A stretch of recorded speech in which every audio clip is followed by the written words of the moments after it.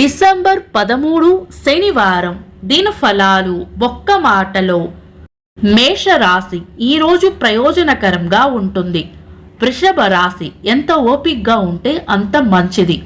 మిథున రాశి భయాలను వదిలి ధైర్యంగా ముందుకు సాగిపోవాలి. కర్కాటక రాశి తీపి కబురు వింటారు.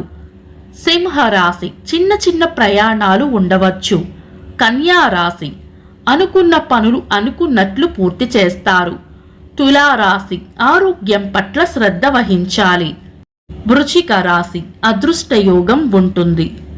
ధనుస్సు రాశి ఒక ముఖ్యమైన విషయాన్ని మర్చిపోయే సూచనలు ఉన్నాయి.